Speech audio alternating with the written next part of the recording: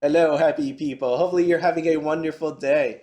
Out on the community tab, I went and posted that I'm going to be hanging out with Mrs. B next week because it is our wedding anniversary, which is very awesome. But at the same time, she doesn't want me sitting here recording videos as we are not going to be here. And, that's not very wedding anniversary like to just be recording videos. Because of that, you may not see any videos next week. I wanted to pre record some but I ended up getting sick. I am currently still sick. The reason I'm telling you this is because I'm not editing this video. It is what it is. So if I mess up, my bad. And at the same time, I'm going to try to limit each of these images to 4 sentences. I don't know if that's actually going to work out, but we'll see what happens there because my throat still really hurts. First up is Data Live and Kaguya Trial Deck reprint. We know that these are being reprinted. If it does very well, I would imagine, and most people do imagine this, that they will reprint other trial deck. One such case would be a reprint possibly for Nazarick Tomb of the Undead. This is an unconfirmed rumor that it will be reprinted. So far, I've seen two sources say this, but this is not 100%. I will be taking a look at the trial deck and the SPs, and we're going to be looking over the silver and gold signatures that have actually happened. I know, I'm going to say this again. This is not 100% as of yet, but I'm going to just talk about this stuff as it is just because let's take a look at the pricing and what could happen if this actually does get reprinted.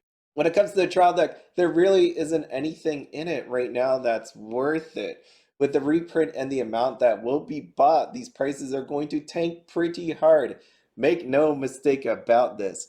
You are buying this trial deck for the SPs or because you want it for your collection.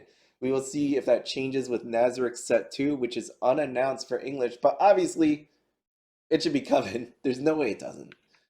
Here are your trial deck SPs. Yes, friends, Albedo is back on the menu. Will she be in silver or gold?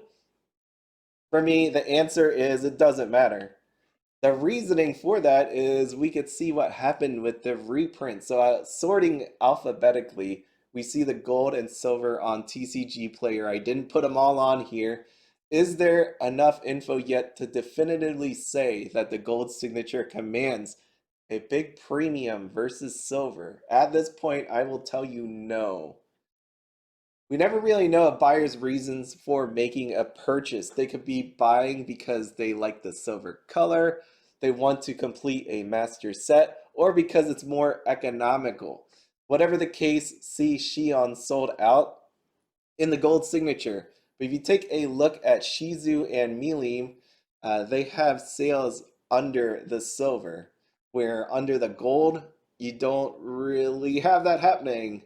So, granted, TCG Player has a minimal amount of sales, but sales are sales, right? Do you really want to buy that Shizu at 10 grand? Do you want to buy that gold at 755? People opted for the silver in that case. This is the sale for the gold signature Albedo. This is on September 13th for 1996. That is simply insane. It's cool looking Albedo. Yeah, I don't never really looked at it closely enough. I don't know what's happening with the hand there. Here are the sales for the silver signature. Some people actually believe that these sales are fake due to the pricing and that it is a silver signature. I'm leaving that up to you to decide if it's legit or people shilling. I don't know one way or the other. I could tell you my opinion, but you know what? It's just a guess. I'm not the buyer, you're not the buyer, I'm not the shill person. We don't know. So to speculate on that is just completely wrong. You could say whether or not this is true, but think about this again when I said this. Does gold really command a premium over the silver? Does it really matter if that trial deck SP of Albedo came in gold or silver? How about a Roxy or a Toru or any of those? See my point? Like when people started talking about gold and silver, I always said, yeah, maybe gold will command a certain premium. Maybe silver will be bought over gold because you can get it for cheaper. You can see all these different things happening here. Great. So that was more than 4 sentences. My bad. I just ad-libbed right there. Nazarick, A Tomb of the Undead, finally hit the streets 1 whole year later. My only issue with this is I believe Bushy Road should have reopened the reprints orders for people to buy again. You waited that long. I'm not pretty sure. I know there are people that wanted to get in on this because you know what? They just joined the game. And now there's reprints of this stuff that they never had a chance to pre-order. If you were gonna take that long on the pre-order, you should have just asked again. You would have sold more stuff. Kind of weird. Hololive Premium is officially out for English. Stores will be getting them in 2 waves. Latest sales put this on TCG Player solidly at the $49 mark. The SPs have not sold on TCG Player. Remember, sales do happen on other platforms, like the Weichwards Facebook communities. It happens on eBay, happens even on Discord, happens everywhere. I think some of these cards are way too high. I know this is the opening prices, so that makes sense. They will be coming down. These are beautiful, but people only have so much money during a recession. So please keep that in mind as to why some of this stuff is not going to actually sell. The HLPs are super pretty. I opened this myself and I was actually really wowed by it. The plus side to this is a lot of them are really affordable and they have the same abilities in all 3 different versions. Sales are already happening on these cards. You can see that across the board here. And if I just take a look at the SPs, you can see why. It's, do you really want to buy a, let's say, a $900 La Plus when you could buy a 20-something dollar La Plus? Or in the normal slot, you can get her for $9. I like the normals because they differ with the background. With the HLP and SP, there is a little bit of difference. There is some shiny, glittery stuff to it, but this one's completely different. You got more of that white happening there. These are the same poses, these are the same abilities, but it gives you something different to look at. Not everybody loves just a mountain of foil. Some do, some don't. Saekano comes out on October 28th. I did not do my buy or invest video on it. I was planning on to before I got sick, so that kind of stunk. This originally came out in Japan on February 23rd, 2018. This set has no signatures, and there will be serial numbers only in the booster box. The trial deck will not have serial numbers. Keep that in mind. I do love Michiru, Icy Tail, and then singing Soraro Days, so I put that in here. I do love this anime. I went back and watched a little bit, and it reminded me of how old this anime was just because of how it looked. It was still really good, but it doesn't compare to what we have today. Now, for those that think this set is trash, I will tell you to go out on Y Shores because Bushy Road Y Schwartz put up an article. I think they had it in like it's right on the front page. You can find it. I thought there was an email on it. Who even knows at this point? Anyways, there is, I told you, my brain is all messed up from the sickness. I had a fever and working, working through work with a fever was pretty interesting. I will tell you that. So, Bushy Road. They have articles for each of the different girls and how you want to use their cards. Here's the description. They make a solid case as why you should buy and play this set. So you should play a set, right? Right? I'm just kidding. You shouldn't. You shouldn't. What's going on is this set is really old. I mean, it came out back in 2018. We are in the year 2022. We're pretty solidly into 2022. What do you think a set one from 2018 is going to do in 2022?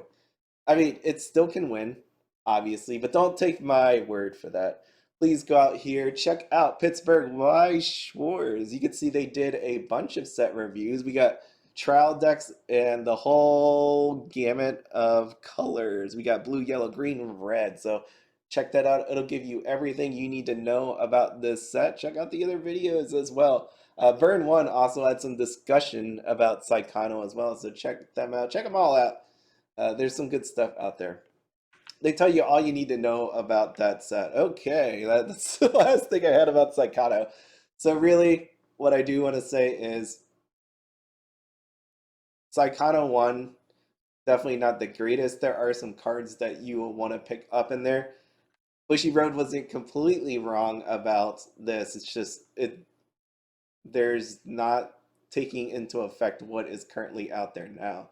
Yeah, I mean this combo looks pretty good. The card looks pretty nice as well. I really do actually like the card. Like these cards look really, really awesome. It's just a little sad that we're missing autographs, signatures. We got some serial numbers. But my point is to roll into Fate Grand Order here. They were talking about serial numbers and how, people will buy serial numbers, this thing will get opened and all that. What I will say is if a set isn't good from a player and anime following perspective, because I don't know too many people that watch Fate Grand Order Camelot, this will not save. Serial numbers will not save the set. So what do I mean by that? If you take a look at this, we have cases that are $825, right? And you might go, well, that's not fair to say that about Fate Grand Order. What are you talking about, dude? Well, here you go. I'm going to show you the Quints, Quints 2. If I show you Quints 2, you're going to see on the surface that this thing is $850 for a case. But there is something drastically different, and that is demand. Right? Demand is the humongous difference between these two. You got a set right here that has no signatures, has serial numbers. Is it really good in the meta? Not really. I mean, again, you could use any set you feel like it. Feel free. I always leave that disclaimer in there so people don't get pissed off at me and saying that, this set can actually win some stuff. Yeah, anything can win. Shoot. You could still win with Madoka, right? Like that's a thing. But you have Quints 2, which is doing some things inside of tournaments right now, right? So right here, you can see someone is selling a case for $850, but from there it goes $926.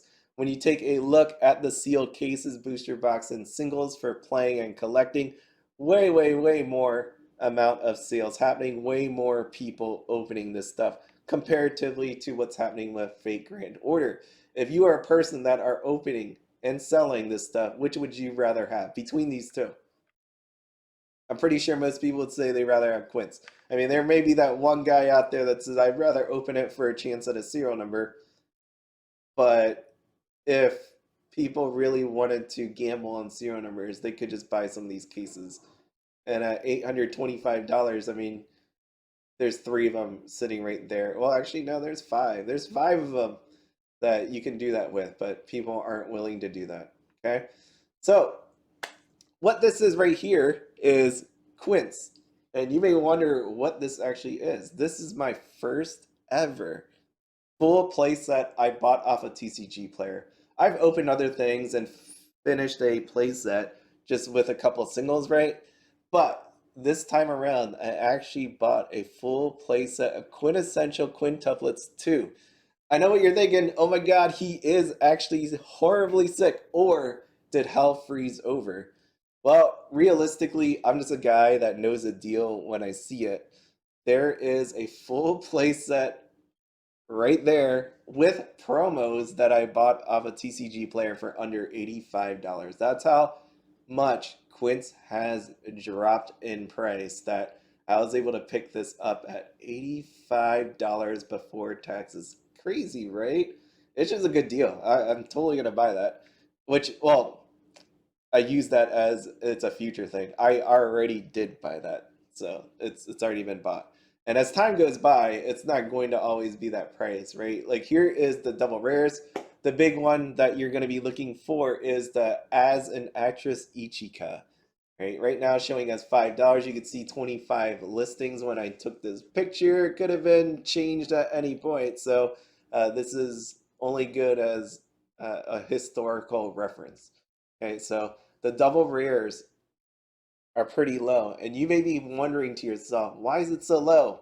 For one, you all opened a ton of this stuff. You just take a look at the listings, 53 listings on Itsuki right there. We have Nino at the end, 45 listings. The double rares got freaking decimated. And for a set that you're thinking is really good in the meta, what the heck? Why is it so low? At the same time, take a look at the amount of SSPs and their prices. They are really low outside of the Nino. Same thing. You opened a whole lot of this. Remember, there was only one SSP per case. If you do the math and add all this up, that was a whole lot of cases that were open. Obviously, some sold. Some people don't put it on TCG Player. This set got opened quite a bit. Now, there's a lot of things that I tell you about, and there's a lot of things that I don't tell you about. So I am not going to explain this slide at all because I want you to come up with your own conclusions. I do this every now and then. It's not because of the sickness, it's because I explain a lot of different things. I really want you to figure this part out. There are multiple things that could be said about the UU prices. You're looking at UU prices right now for the Japanese versions. Now think about what you saw on TCG Player for the English version. So here you go, and here you go. So just think about that one. It should come to you. If that wasn't enough for you, then I want to add one last picture. This came from the Bushiroad Financial Report for fiscal year 2022. If you couple this with the TCG Player prices and UUTA prices, this should paint a picture as to why things have been going this way.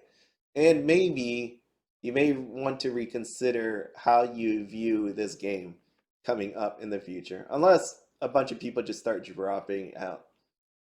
Now, that doesn't fully explain the playset prices because nothing in life is ever easy. So there is one other thing I need to add. This is the missing piece. I want to say hi to Kula as well. Hello, buddy. I never actually talked to him. I'm just saying hello because you could see he has 3 decks listed under the Japanese portion of the Quintessential Quintuplets on Encoredecks. The missing piece is the meta.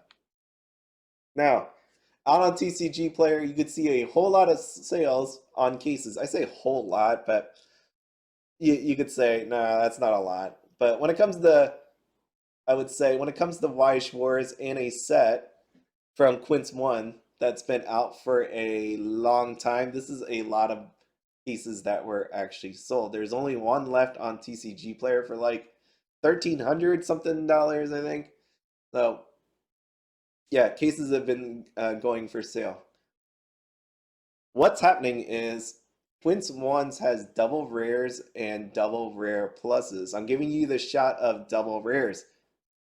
The meta will show you if you clicked on any one of those decks for that Japanese, for the Japanese one on Encoredecks, you will quickly find out that these cards on said screen are used in those decks. So when you're looking and thinking about how come Quints 2 is not expensive, you need the full picture, which is Quints 1 needs to be added into the equation. Quints 1 is more rare than Quints 2. You could see all those people opening Quints 2, and people have been targeting cards for Quints 1. Even the Itsuki, which has a deck centered around her. So that's why this thing has gone up in price. If you click into that, the Quintessential Quintuplets Itsuki, you will find out there has been a lot of buying there. So that whoops, that slide wasn't supposed to be in there. It doesn't matter. You guys didn't see nothing. Anyways, here are the double rares if you cared to see the double rare pluses if you cared to see it. You will not find a whole lot of these inside of those decks. And I know I was talking about the Japanese sets. That includes the movie set, but with Quintessential Quintuplets in English, we only have set 1 and set 2. We don't have the movie 1 yet. It hasn't been announced. I fully expect it to come over one day, but it does use these double rares that I showed right here. So you will still have a need for it in English at this time, and that's why you see the prices going up. So it's like a balancing act, right? Like a deck has a bunch of key pieces, and it always seems like there is a few that are going to be very expensive. The few that are very expensive are on the Quints one set side. So that's why the play sets and prices on Quints 2 fully explained is the amount being opened and the meta itself. All right, so we want to then finish up here with Attack on Titan. And more specifically, I'm using Attack on Titan as an example. I'm finishing up with the reprints and single prices. I know people have been wondering about what's the deal with this. It has everything to do with the change in mindset. So I want you to look at those reprint box prices. Specifically, I'm going to be talking about Attack on Titan Volume 2. If you look at Volume 1, 44.90, Volume 2, 44.40. Okay, these are your double rare. Sorry. Um, These are your double rares for Attack on Titan 2. You have Armin at $30.67. Meanwhile, box prices are hanging out at $44.40. That reminds me of the Tokyo Revengers thing when the dual lane ones were like the box prices were in the 40s, but you could have just bought it and opened it to get the singles to sell on TCG Player. Kind of the same thing, right? Like you have $44 for boxes, but then you have a double rare sitting there at 30.67. So people are buying this. They are actually buying this. That's not some made up crazy price. You can see here TCG Player. Yeah, someone bought a playset of those 29.69. Basically, this means people rather not open these boxes to get the singles for whatever reason. It could be they don't want to deal with dead boxes, right? Like if you're gonna open this, you're hoping that there's an SP inside, and if not, then you get like this double rare so that you can recoup some of the money. But if it's a dead box and you know you don't have that chance, the expected value of that box goes down. Not willing to take the risk, or people don't want to deal with singles, right? You don't want to deal with the public. You don't want to deal with mail. You don't want to deal with luck and chance. So it's hard enough to get the card. You don't want to deal with that. So people are really just trying to sell some boxes. Hope you all have a good week. Anything that you see coming up this week is obviously going to be pre-recorded. Comments and all that stuff, emails that I get, it's going to be delayed. I know I try to write you all back in 24 to 48 hours. It normally is sooner than that, but just keep that in mind. All right, anyways, I'm out. See ya. Bye.